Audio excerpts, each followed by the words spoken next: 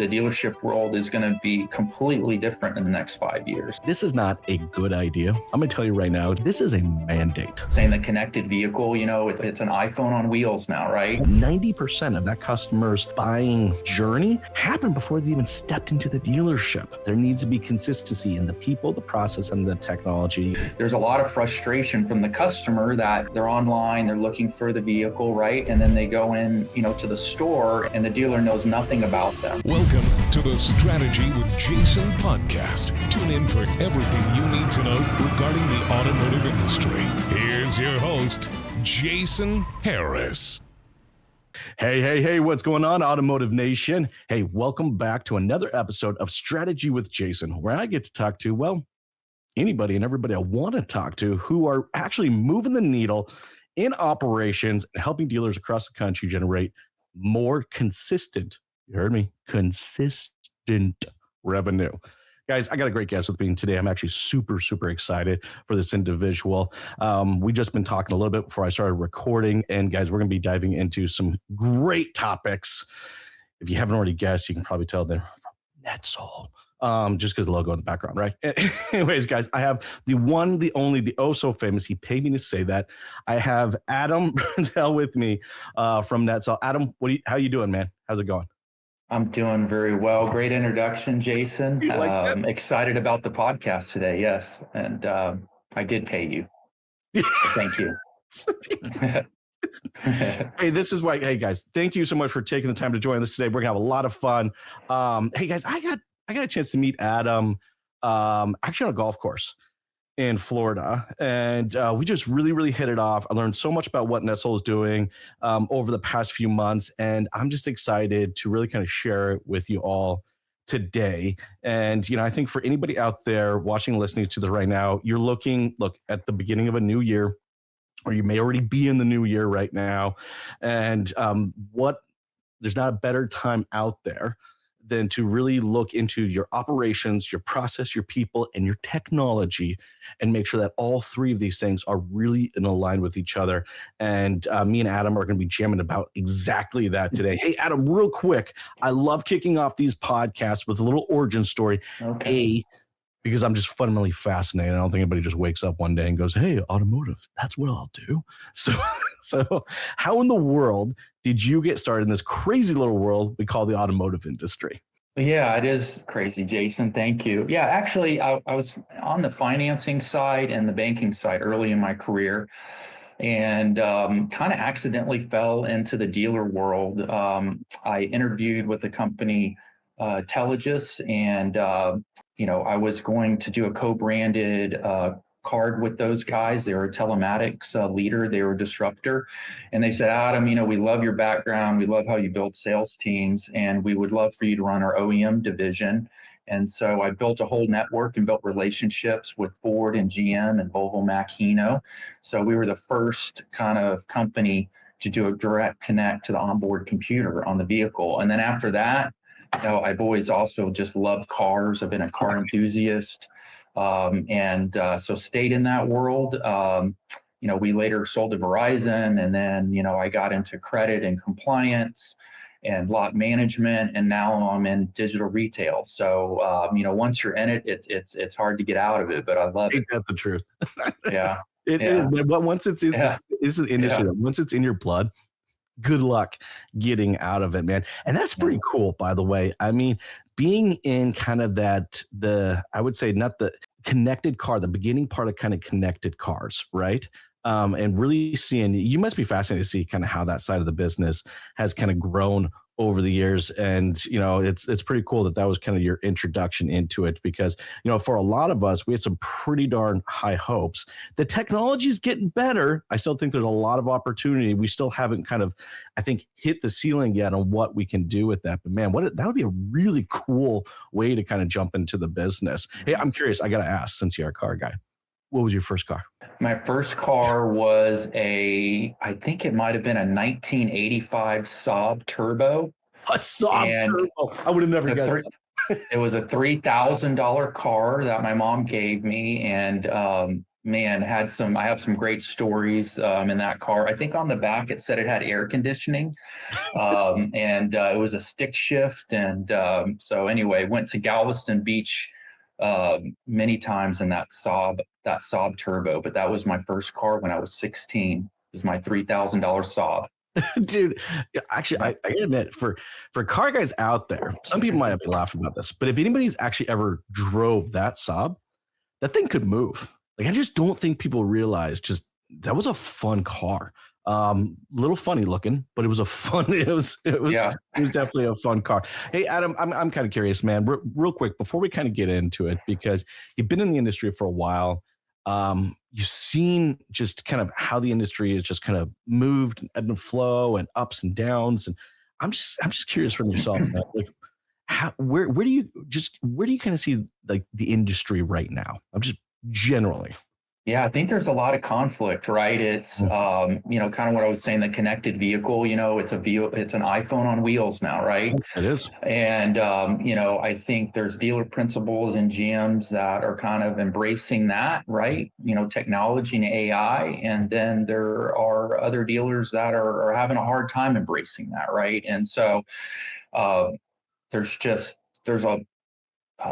I guess it's an exciting time right now, right? On a lot of dealers are starting to try new things. They're starting to adopt different ways of doing things. And so it's just an exciting time, to be in the industry right now. And I don't think anybody really honestly knows where it's going, right? And so, all the conferences, the Dealer Connect conversation that we were at, a lot of experts and, nobody it claims to know where it's going. So, but it's exciting. It's exciting to be in this business and consult dealers right now. And I think you're going to find that the dealership world is going to be completely different in the next 5 years. You know what? I think I love the fact you said that, by the way, because I think dealers have been hearing that for a while, but I actually do think that this is kind of at that point. Here's the thing that I find, and I'm with you, because it's an interesting time. Like, and I know, I get it. You're out there watching, listening to this right now. You're like, oh, gee, everybody always says it's an interesting time. Okay, all right. The people, the technology, and the customer don't really seem to be in sync right now. Do you know what I mean? Like, it's just kind of like everything's kind of pulling, from an operations perspective, from a customer experience, guys. That's what I'm talking about. I'm really just kind of talking about that customer experience is just what the customer's expecting, what the dealerships, people are able to produce, and what the technology. Look, I know there's some great operators out there right now because you're watching and listening to this, and you have all three of those connected. But I'll tell you right now, I just got off of a trip about 9 months where I visited over 450 dealerships, and I would love to tell you a large percent of those had those three things in line. No, right? So, but I think that's why it makes it interesting, because it is a huge opportunity for, I think, new, let's call it, leaders to come into this space. All right, and really make their mark. It's because I think everyone's trying to now juggle the customer expectation, the people in the process that they have, and trying to adopt that and wrap that into a bow of technology so that it's all humming with each other. Anyways, I digress. Let's get into it. This is kind of my first question for you, right? I want to get into kind of the dealer pain points and where finance and leasing process are breaking down today. We got a chance to talk a little bit about this before we started recording, and I just thought this would be a perfect place. I mean, I know we could pick a lot of different places in the operational kind of circle sphere, but I think this one is a big one. What are your kind of thoughts on what are some of those pain points and where the breakdowns are happening? Yeah, and kind of piggybacking what we just talked about, I think there's just a lot of mistrust and information overload, right? And so when you visit dealers, like you said, they think that the next new thing or the shiny new object, people have been talking about that continuously, right? But I think there are now programs that are connecting the customer with the dealer, right? And, being in digital retail, that true omni-channel experience. So there's a lot of frustration from the customer that they're online, they're looking for the vehicle, right? And then they go in to the store, and the dealer knows nothing about them, right? The dealer's frustrated because, when as their as their building process as a GM, right? The biggest thing you need is data, right? And so how cool is it when a customer comes in and through AI and through technology, now you can tell them, right? What is the best package? Is it wheel and tire? Is it Gap? Is it, whatever those F&I products, now you can cater those towards them, right? And not exhaust them with data overload. And you can just get straight to the point, right? It's a more customizable experience for that customer. So they don't feel like, oh, I'm getting slammed with product overload. Like, this person listened to me. They're actually providing products that I need, and it's quick, right? Yes. And so, I think that, as we say in all sales, time kills deals, right? And now is it time? Here's the question, because I appreciate the fact you bring up time, right? Because I agree with you, there's a time element, but I think it's the overall experience. And this is where I think, which is so great about digital retailing, and specifically the tool that you guys have put together, because it allows that customer to kind of decide the pace. You know what I mean? Like, I can go a few stages in and then start having deeper conversations with people. I can go 9 stages in if I want to, and almost get to the point where I'm pretty much just picking up my keys and driving out the door, right? But I think that is the cool aspect of this is, what is the experience? Well, it's the ability for the consumer to choose the amount of time that they want to invest into this. I mean, look, hey, if a customer wants to spend 4.5 hours in the dealership, I guess I'm going to make a pot of coffee and get them a comfy chair. I don't know if everybody wants to do that, but hey, if they want to, we should have a piece of technology that allows them to do it. I want to get your thoughts on that.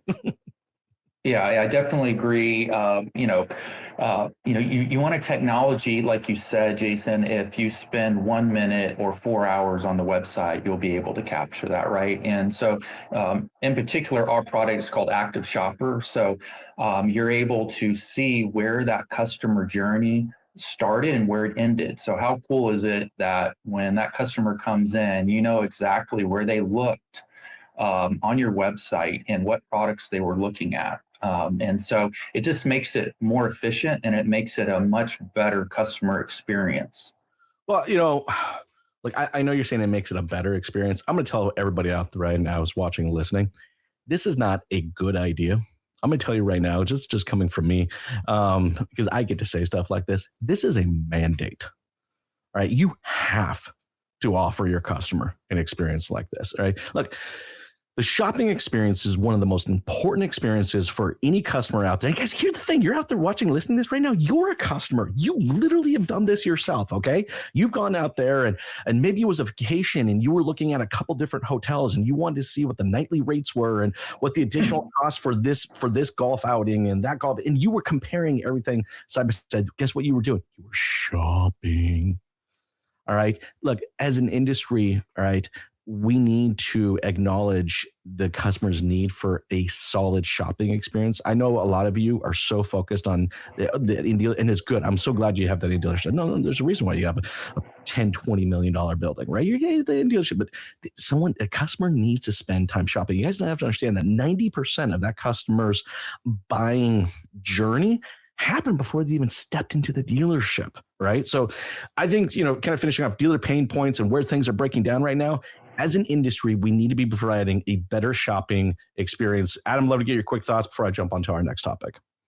Yeah. I would say too, though, I was just visiting a dealer here in Fort Worth, Texas, and they're going through a 2 or 3 year construction process, and a high-end, high-line dealer, right? And so, another thing that's good is like a co-browsing feature, right? So, your dealership is going through construction.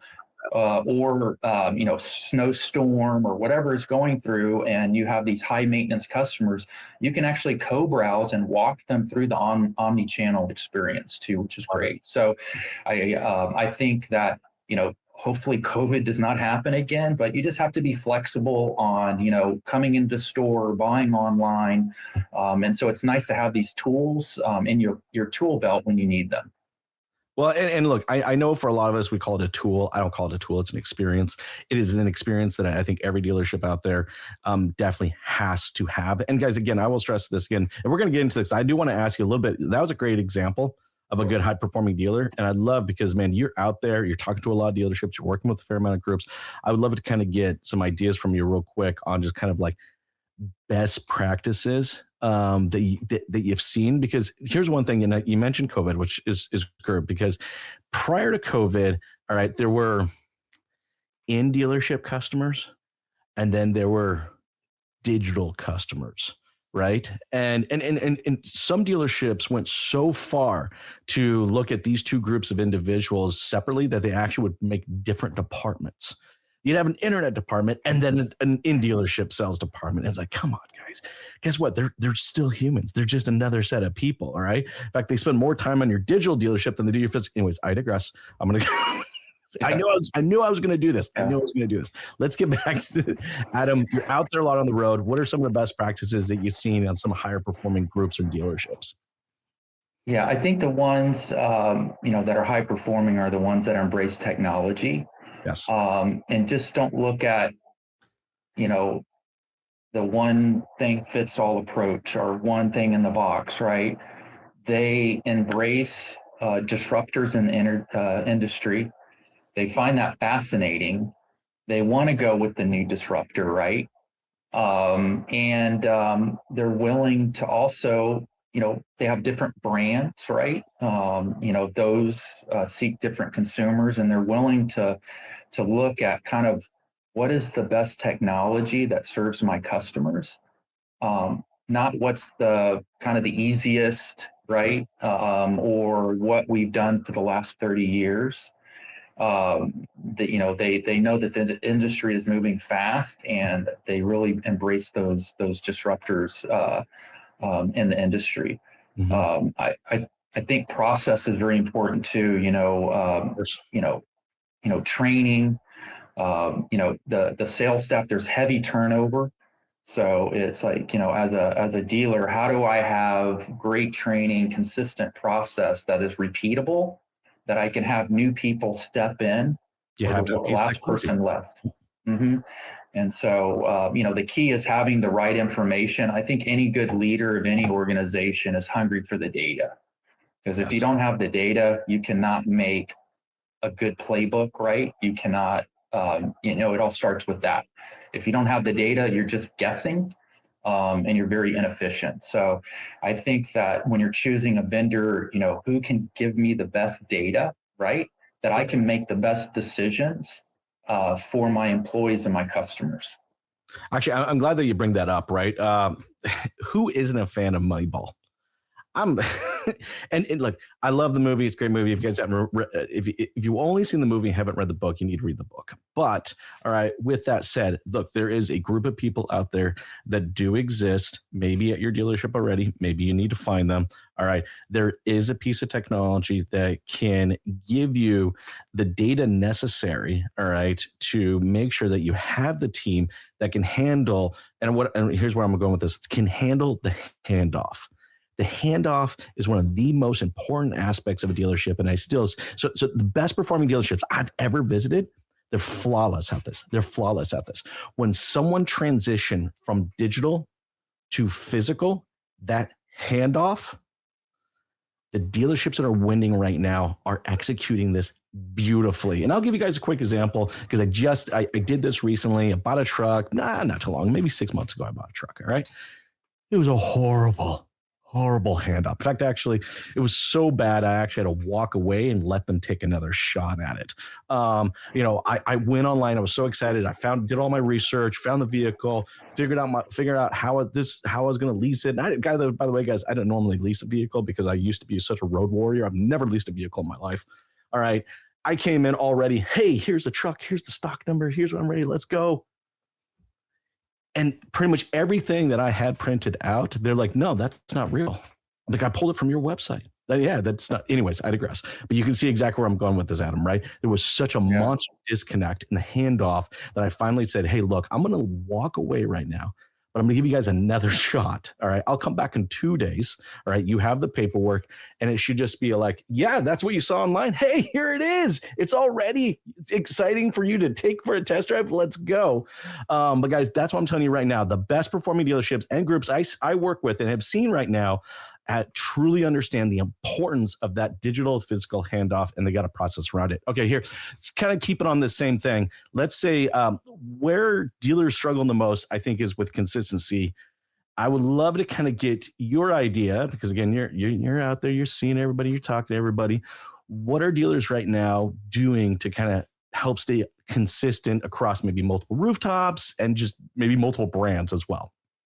Yeah, I think it's important. Their brand is the most important, right? So, and there is no, one fits all, product out there, right? And so you want to make sure that, if we give digital retail as an example, that it can follow your OEM colors of the website, right? Sure.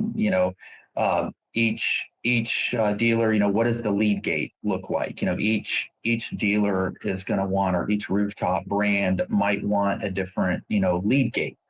They want each of the websites to be, set up differently, right? So you want a vendor that can kind of listen to your needs and your brands. If you have 50, if you're a large, group out there and you have 50 or 60, brands, Ford and GM and Mercedes and Volvo, all of those are going to operate differently, right? And so you need the kind of the flexibility of a vendor that's, going to listen to you or what you need and being able to cater to those different OEM brands. 100%. I mean, look, isn't that the most important things from a consistency perspective is like, and I see this happen online. Someone goes online, they maybe see, it could be messaging. It could be just the way everything kind of looks and feels. And then you walk into the physical, and guys, if you're out there watching this, I can guarantee you this has happened to you before as well, right? Maybe in travel, all right? You looked up this great hotel and, you're like, this sounds great. It looks great. And you show up and it's like, you got catfished. Like, this is the worst thing. And I see this happen a lot. I've seen some amazing dealership websites out there offering amazing transparent experiences. And then they show up to the dealership to find out that is not how they operate in the physical world. And I think that's kind of what, you guys are beginning to see the pattern here, right? Is that there needs to be consistency in the people, the process, and the technology. You got to find that piece of technology that wraps all that up. This is a perfect segue kind of my next question for you, because how technology should support a dealer's like playbook or process rather than replace it. I have run into this conversation multiple times being on the road. I'm sure you have as well. Kind of what are your thoughts on should technology be supporting? Should it be replacing? How do you feel about it? I think that's a great question, Jason. There's a lot of debate out there, right? And so I think I seem to lean towards it supporting, right? This is an in-person, that's why I'm at dealers all the time, right? And that's why I love being around them, right? It is a relationship business, right? And customers is a relationship business. So you need the people, right? But you just need to be armed with the data, right? So, the training and with your people, you want to make sure that they have the right information, right? So instead of replacing them, I think your people are just going to be better with technology, right? And so now, instead of going back and forth between the tower and financing and running in circles and having the customer sit there, right? Now you're having meaningful conversations about the vehicle and the financing. And Yes. And so that's where I see technology helping, recording the phone calls at the dealership, listening to the way that your sales staff and your customer service and your BDC can do even better.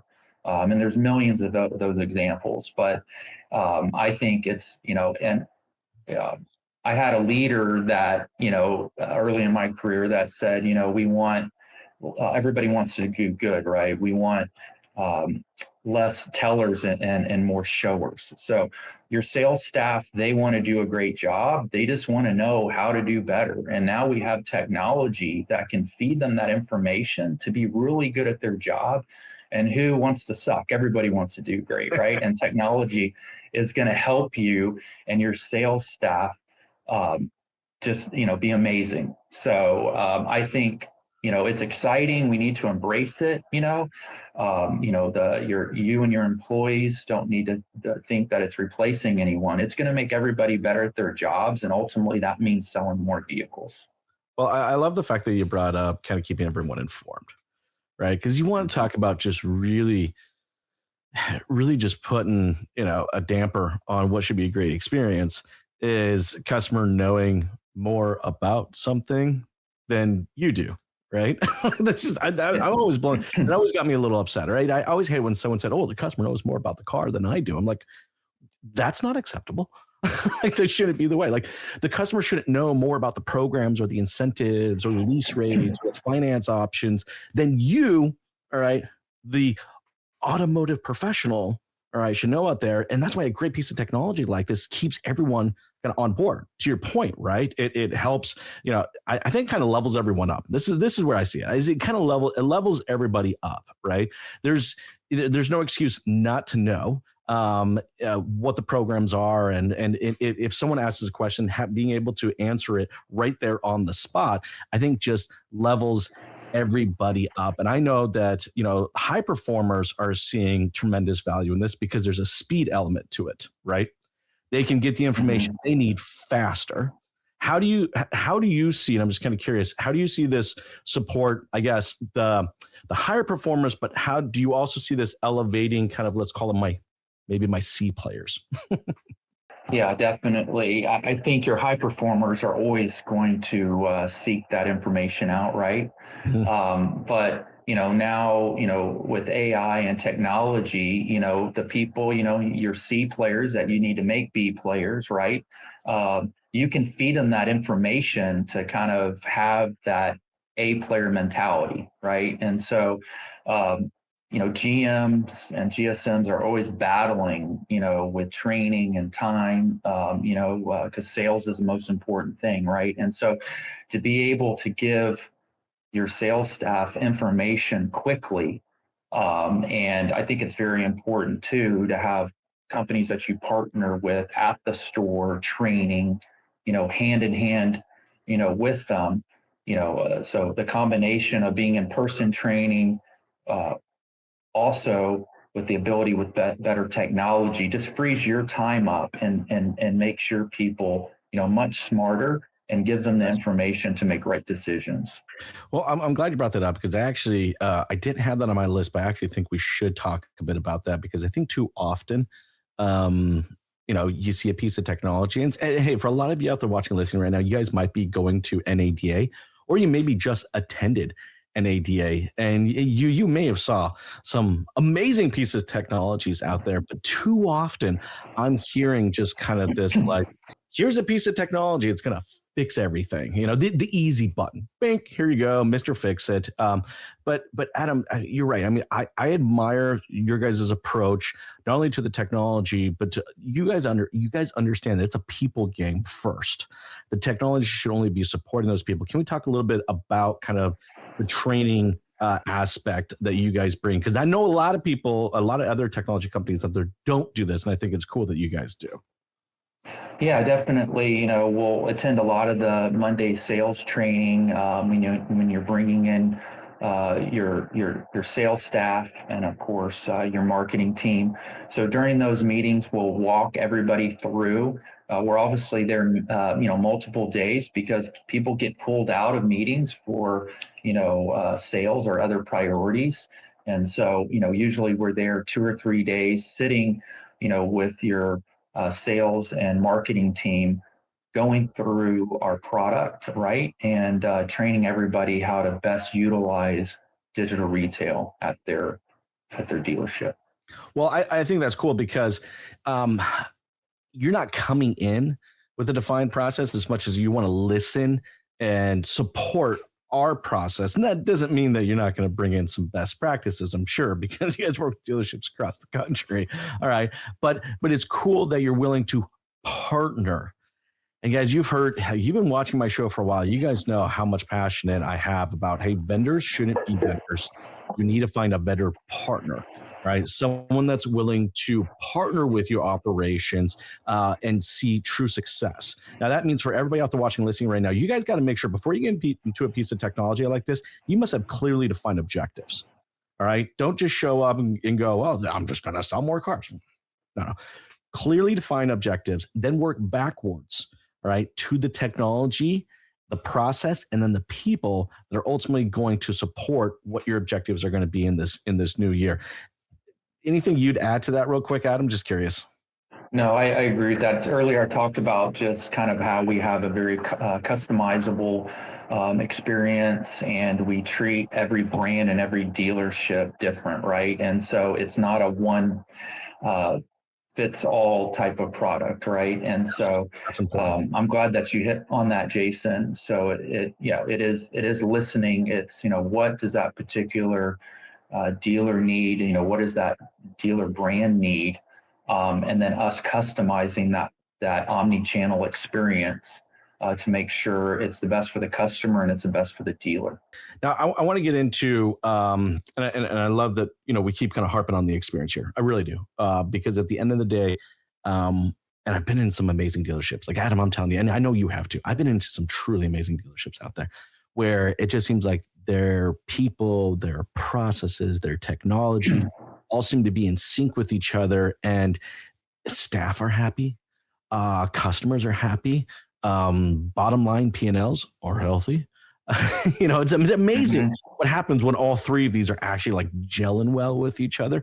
But I want to talk a little bit on the leadership aspect of this, because yes, you need good people. Yes, you need a good process. Yes, you need to have technology that supports all that. But there's something that just kind of wraps your arms around all of it, and that is the leader. And I'm gonna tell you, there's some great leaders out there right now, because they're watching.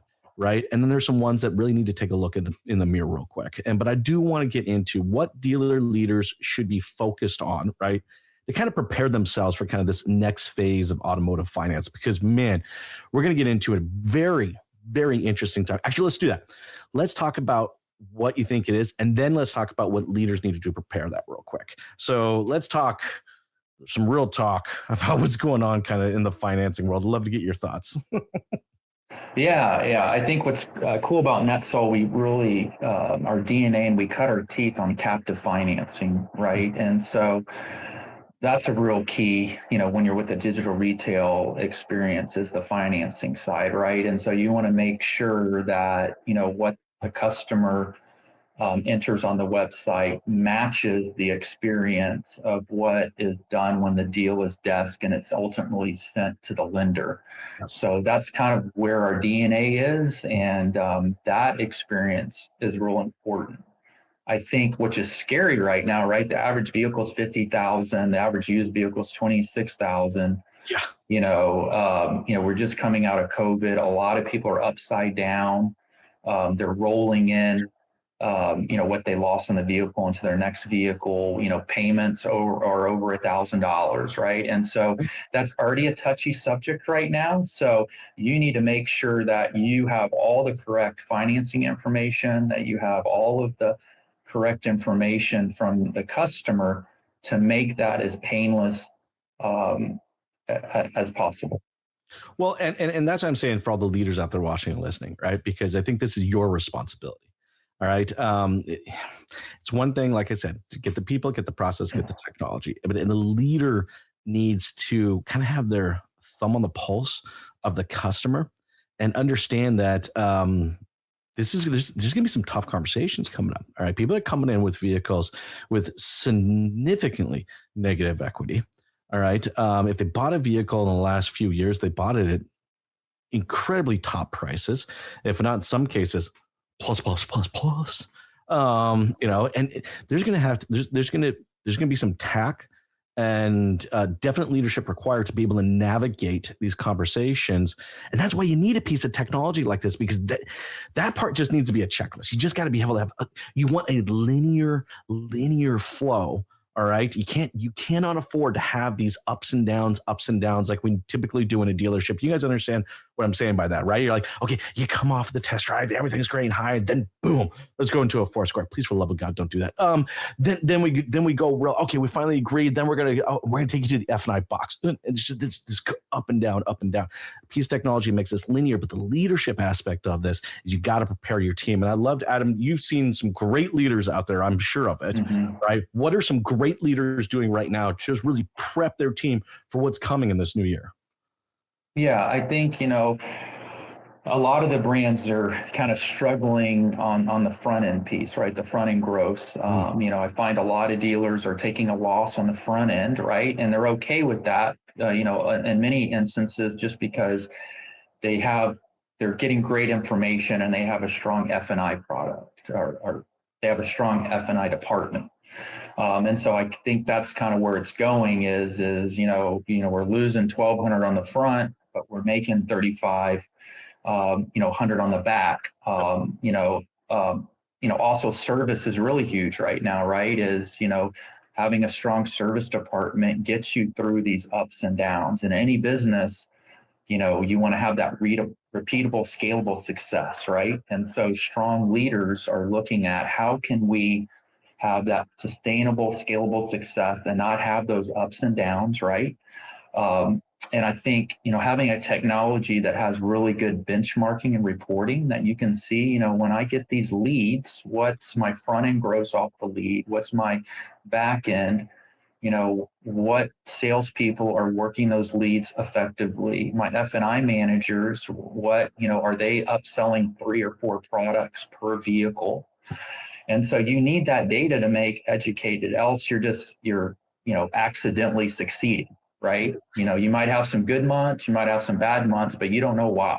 You're just pushing your people to meet those numbers, but you need the data to what we talked about earlier. How are you going to turn those C players into A players without knowing the data? And so I think one of the things that we do good and other companies do good is just giving that information that you can see. And what I admire about you guys is, like you said, you cut your teeth in finance. So which is kind of cool, because I think a lot of other companies in your space can't say. You cut your teeth at kind of the end of that experience, right? The next one obviously would be the handoff to the service department, right? But you guys understand all of the stuff that has to happen, all right? Online, through the shopping, into the dealership, decision and negotiating, and to ultimately get to this very important element of then finally getting that over to a bank. But not only did you guys just help provide the technology to do that, but you're also collecting all the analytics and stats off of those every single stages and giving dealerships, I think, the necessary insights to be able to effectively adjust their operations from both a people and a process aspect to just do better. So guys, look, I know we're getting towards the tail end of our time. You all know, guys, I only bring on people here that I know will partner with your business.